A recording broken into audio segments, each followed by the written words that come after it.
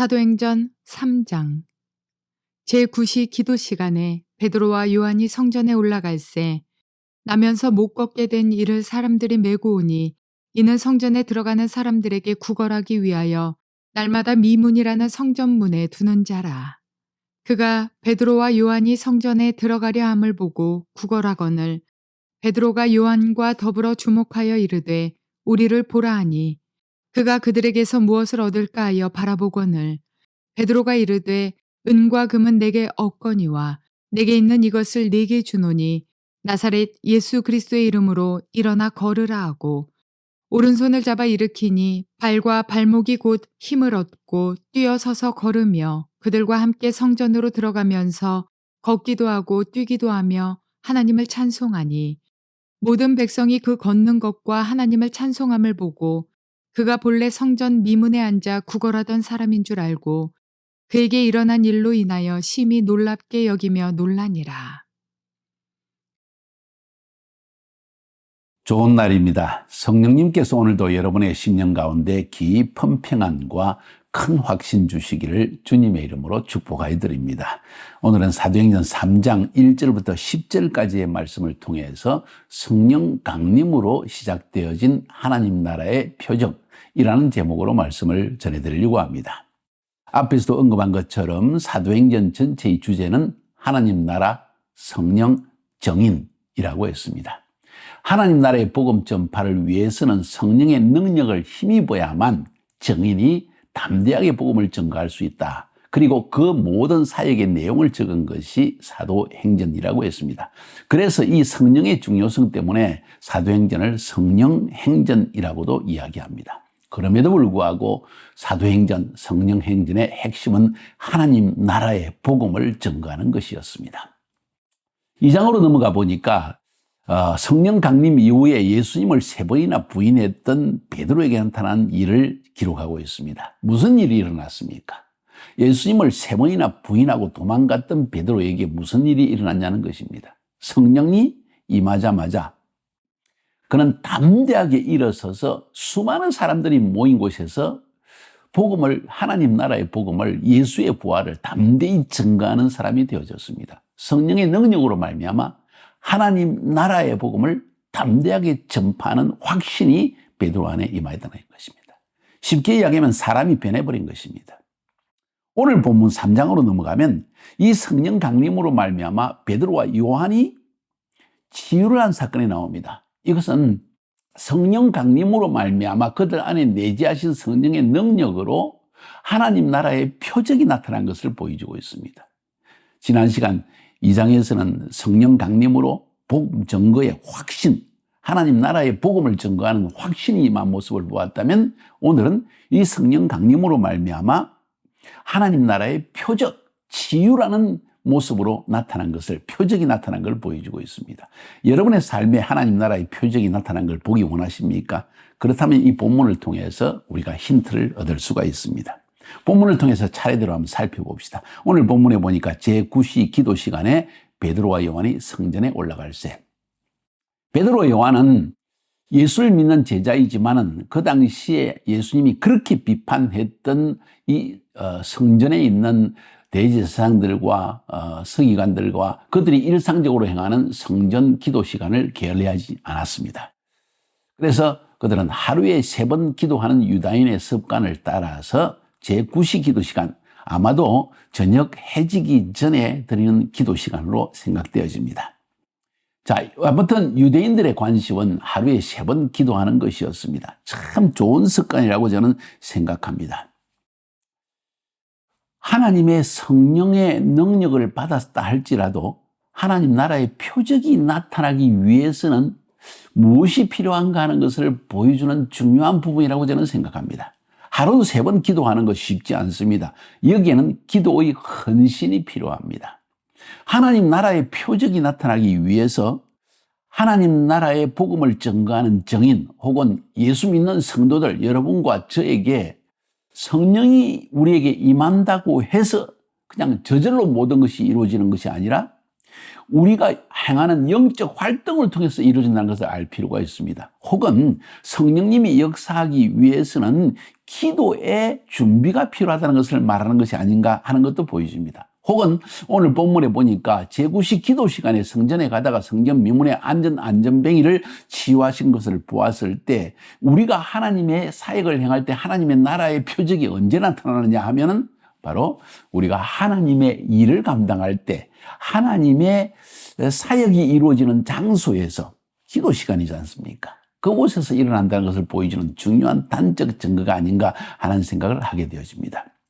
베드로와 요한은 쉽게 이야기해서 기도하러 갔습니다.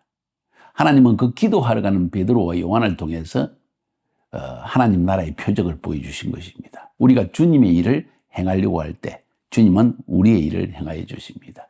우리가 주님의 영적 삶에 들어가려고 할 때 하나님은 도와주시는 것입니다. 많은 사람들이 시간이 없다고 합니다. 어느 청년 젊은 사람의 이야기입니다. 이 청년은 주님을 사랑하지만은 직장이 너무 바쁘고 시간이 없어서 기도할 시간이 없다는 거예요. 아니, 평생 예수 믿기 전에 기도한다는 것을 전혀 해보지 않고 살았기 때문에 영적 습관이 들어지지 않는 것이죠. 어떻게 할까? 너무 바쁘고 피곤하고 집에 오면 피곤해서 기도할 수 없고 아침에는 바빠서 기도할 시간이 없고 점심시간엔 직장에서 일하니까 혹은 학교에 있기 때문에 기도할 장소도 시간도 없다. 그래서 이 친구가 곰곰이 생각하다가 내가 점심시간에 밥을 먹지 않고 조용히 아무도 없는 곳에 가서 그 시간에 성경 읽고 기도하리라 결심을 한 것입니다. 쉽게 이야기하면 점심시간을 금식으로 하나님께 나아가 기도하는 시간으로 삼았다는 것이죠. 너무 잘한 것이죠. 이처럼 우리가 하나님과의 영적 교제 속에 들어가서 하나님의 나라의 표적을 보기 위해서 필요한 가장 중요한 것은 하나님과의 관계를 형성하는 것입니다. 그 관계 형성의 가장 중요한 것 중에 한두 가지를 말한다면 말씀과 기도이지요. 여러분의 삶에는 이런 베드로와 요한이 하루에 3번 기도하러 간 것처럼 오늘 제9시 시간에 기도 시간에 기도하러 간 것처럼 그런 기도의 습관이 들어져 있습니까?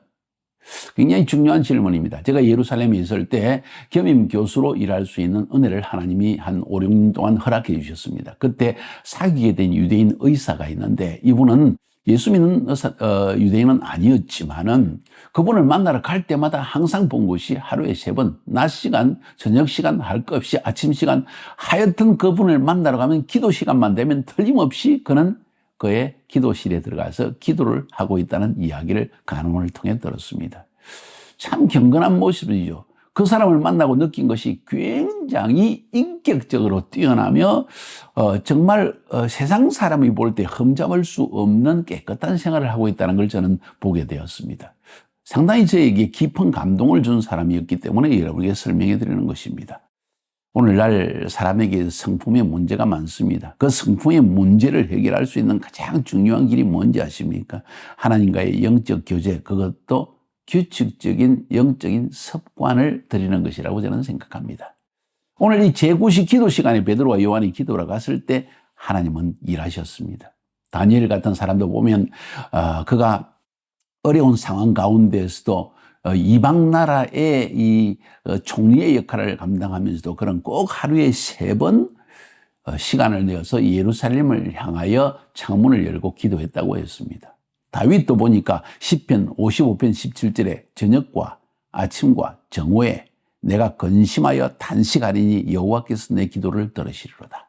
기도 시간이었다는 거죠. 그가 분명히 문제가 있어 단식하며 기도하러 가는데 아무 때나 마음에 감동이 있을 때만 기도하는 것이 아니라 저녁과 아침과 정오에 내가 근심하며 단식하리니, 다시 말해서 그 기도 시간에 하나님이 나를 들으신다, 나를 보신다 하는 어떤 영적 감동이 혹은 영적인 느낌이 있지 않았는가 하는 생각을 가지게 되어집니다. 여러분의 영성을 위해서, 하나님의 성령님이 역사하시기 위해서, 하나님 나라의 표적이 나타나기 위해서 매우 중요한 그 한 가지 규칙적 기도의 시간을 우리 게을리하지 맙시다. 쉽게 이야기하면 성령의 임재로 말미암아 하나님의 나라는 시작되었지만 기도가 선행되어져야 된다는 것이죠. 하나님 나라의 표적을 보기 원한다면 성령이 나에게 임한 것으로 충분한 것이 아니라 그 성령이 일할 수 있는 그릇이 되어야 되는데 그 그릇은 뭐냐 하면 기도하는 그릇이어야 된다는 것이죠. 그 이야기를 오늘 본문이 우리에게 말하고 있다고 생각합니다. 2절에 보니까 나면서부터 안전뱅이 된 자를 사람들이 메고 오니 이는 성전에 들어가는 사람들에게 구걸하기 위하여 날마다 미문이라는 성전문에 드는지라. 날마다 이 미문 앞에 두었다는 거죠. 날 때부터 소경된 자입니다. 놀라운 사실은 지금 베드로와 요한이 성전 미문을 통해서 성전에 기도하러 들어가는데 아마 그 장소를 예수님도 들어가지 않았을까 저는 생각이 듭니다. 그렇다면 예수님도 나면서부터 안전뱅이 된 이 사람을 분명히 보았을 것인데 왜 그때는 치유하지 않고 베드로와 요한이 들어갔을 때 치유가 일어났을까 하는 생각도 저는 하게 되어집니다. 그때 딱 떠오르는 생각이 하나님의 때, 카이로스 타임이라는 것이죠. 주님은 아무 때나 모든 사람을 치유한 것이 아니라 성령님이 감동을 주셔서 치유하실 사람을 보여주실 때 치유한 것을 우리는 알 수가 있습니다.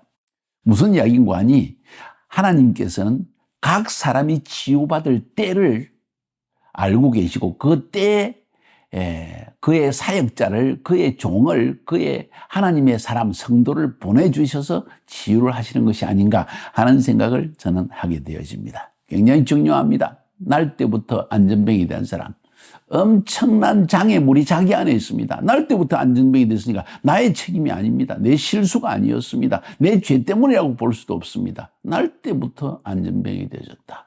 누구 죄 때문입니까? 나중에 그 이야기도 나오게 되죠. 자, 중요한 것은 이렇게 되면 사람은 인생을 절망하게 되어 있습니다. 나에게는 소망이 없다는 것이죠. 그래서 아무것도 찾지 않게 되어집니다.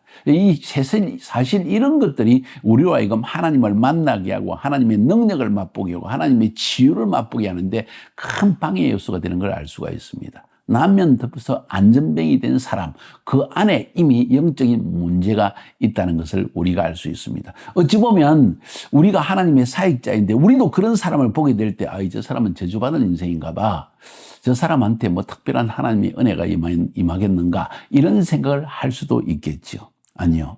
하나님은 그런 사람을 치유하심으로 하나님 나라가 임하게 될 때, 하나님의 통치가 임하게 됐을 때 무슨 일이 일어나는지를 우리에게 보여주고 싶은 것입니다. 어찌 보면 저주받은 인생이라고 할 수 있는 사람의 저주를 축복으로 변화시키는 것이 하나님 나라의 임재로 말미암아 시작되는 일이다. 그것은 성령의 강림으로 시작되어지고 그것은 기도로 통해서 일어난다는 것을 우리에게 보여주는 것이죠.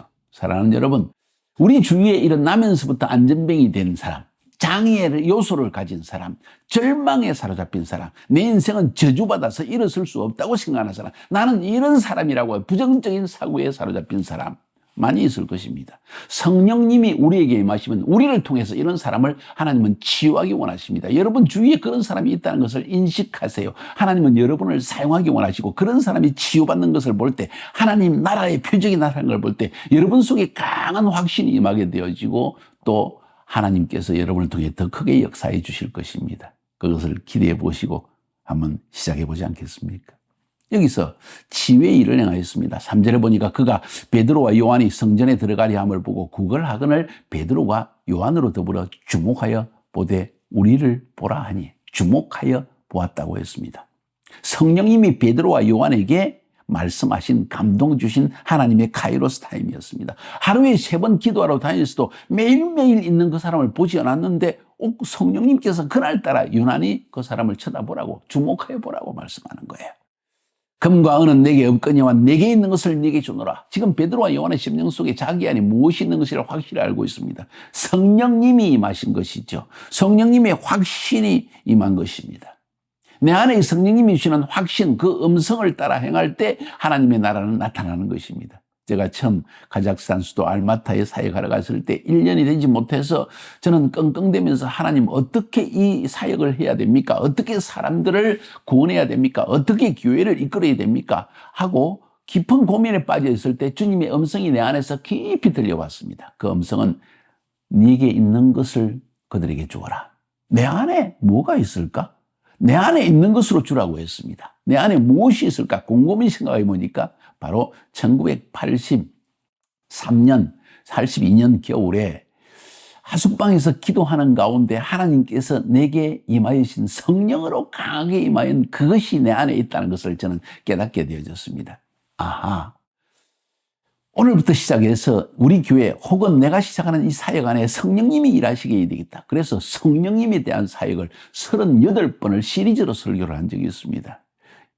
사역 시작한 지 1년도 안 됐을 때니까 큰 경험도 없지만 하나님은 강하게 역사해 주셨고, 예수 믿는 사람들 그 당시에 1년밖에 안 됐지만 벌써 200명 이상이 성도들이 넘어났습니다. 그들 안에 성령님이 강하게 임하여 되시고, 그때부터 우리 교회는 성령 받는 것이 당연히 있어야만 할, 성도들에게 교회 안에 반드시 있어야 할 일로 자리를 잡게 되어진 것을 저는 경험하게 되어집니다. 바로 그것입니다. 금과 은은 내게 없거니와 내게 있는 것을 내게 주노라. 우리 안에 무엇이 있느냐? 여러분 잘 생각해 보십시오. 베드로와 요한은 그 안에 있는 성령님의 확신으로 예수 이름으로 그 사람을 치유하게 되어집니다. 나사렛 예수 그리스도의 이름으로 일어나 걸어라. 예수 그리스도의 이름 안에 권세가 있는 것을 성령님이 가르쳐 주셨고, 자기도 모르게 그 앞에서 그 말이 튀어나옵니다. 예수 이름의 권세. 예수 이름의 권세로 하나님 나라의 표적이 나타난 걸 보여주는 것이죠. 이 일은 오늘날도 우리에게 일어날 수가 있습니다. 그리고 오른손을 잡아 일으키니까 이 사람이 다리에 힘을 얻고 발목에 힘을 얻어서 일어나서 걷고 뛰면서 하나님을 찬양했다고 했습니다.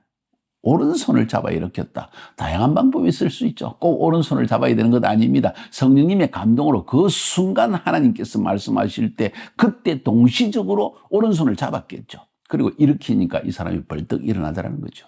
안전뱅이가 한 일은 무엇입니까? 그가 치유받기 위해서 5절부터 8절까지는 그가 저에게 무엇을 얻을까 하여 바라보거늘 베드로가 가로되 금과 은은 내게 없거니와 내게 있는 것을 내게 주느니 곧 나사렛 예수 그리스도의 이름으로 걸으라 하고 오른손을 잡아 일으키니 발과 발목이 곧 힘을 얻고 뒤어 서서 걸으며 그들과 함께 성전으로 들어가면서 걷기도 하고 뛰기도 하며 하나님을 찬美했다. 저는 이것을 한마디로 단순하게 표현해서 단순한 순종이라고 얘기하고 싶습니다. 오른손을 잡아 일으키려고 할 때 그는 그 오른손을 거부하지 않고 벌떡 자기도 일어났다는 것입니다. 베드로와 요한이 쳐다보면서 나를 주목하여 보라 그래서 보고 나서 오른손을 잡아 일으키니까 이 사람이 너무나 놀라서 자기도 모르게 성령의 능력에 그 감동되어져서 일어나서 걷기 시작하고 뛰기 시작했다는 것이죠. 그리고 하나님을 찬양했습니다. 단순한 찬양입니다. 단순한 순종과 단순한 찬양입니다. 하나님이 자기를 치유하심을 즉각적으로 깨달았고 그래서 하나님을 찬송했다고 오늘 성경은 이야기해 주고 있습니다. 오늘 성경이 말하고 있는 것이 무엇입니까? 성령님이 임하시는 곳에, 그의 정인을 통해 성령님이 임하는 곳에 하나님 나라의 표적도 반드시 나타난다는 것입니다. 성령의 임재를 체험한 자들에게 이런 하나님 나라의 표적이 나타나는 권세도 주신다는 것입니다. 바로 여러분과 저에게 주신다는 것이죠. 이것을 사모하시기 바랍니다. 하나님 나라의 표적이 나타나지 않고 예수를 믿을 사람들은 별로 많지가 않습니다. 물론 하나님의 말씀만을 증거할 때 그 말씀을 믿음으로 순종하는 사람이 구원받는 역사가 일어나지만은 하나님은 새로운 지역에 갈 때마다 하나님은 새로운 표적을 보여주셔서 역사를 이렇게 주시는 것입니다. 아무리 힘든 지역이라 할지라도 이런 표적이 나타나면 사람들은 예수를 믿게 되어 있습니다. 9절 10절에 보니까 표적에 대한 사람들의 반응이 나옵니다. 모든 백성이 그 걷는 것과 및 하나님을 찬미함을 보고 그 본래 성전 미문에 앉아 구걸하던 사람인 줄 알고 그의 당한 일을 인하여 심히 기이히 여기며 놀라더라. 뭔 이야기입니까? 이 표적으로 말미암아 사람의 관심을 끌기 시작했다는 것이죠. 그리고 귀를 기울이기 시작하는 역사가 나타나기 시작합니다. 오늘 본문 전체를 통해 말하고 있는 것이 무엇입니까? 성령으로 말미암아 시작된 하나님 나라의 표적이라는 것입니다. 성령의 능력이 임하게 될 때 정인 안에 무언가 강한 하나님의 확신과 능력이 임하게 되어지고 예수 이름의 권세가 나타나기 시작하더라는 것이죠. 그로 말미암아 하나님 나라의 임재로 표적이 나타나고 이로 말미암아 사람들은 기이 여기며 관심을 가지기 시작하고 복음 전파는 그때부터 시작된다는 것입니다. 여러분, 한 곳에 머물러 있지 말고 새로운 곳으로 나아가세요. 우리가 나아가서 복음을 전가하는 그 새로운 곳에 성령님은 항상 새로운 역사를, 표적을 일으켜 주십니다. 그리고 그곳에서 주님은 우리를 통해서 놀라운 영광을 받아주시고 오늘 치유받은 이 난 때부터 안전뱅이 된 사람의 찬양을 받으시듯이 또 베드로 요한도 너무나 놀랬겠죠. 함께 주님을 찬양하는 역사가 일어날 것입니다. 여러분의 인생에 이런 체험이 있게 되기를 주님의 이름으로 축복하여 드립니다. 승리합시다.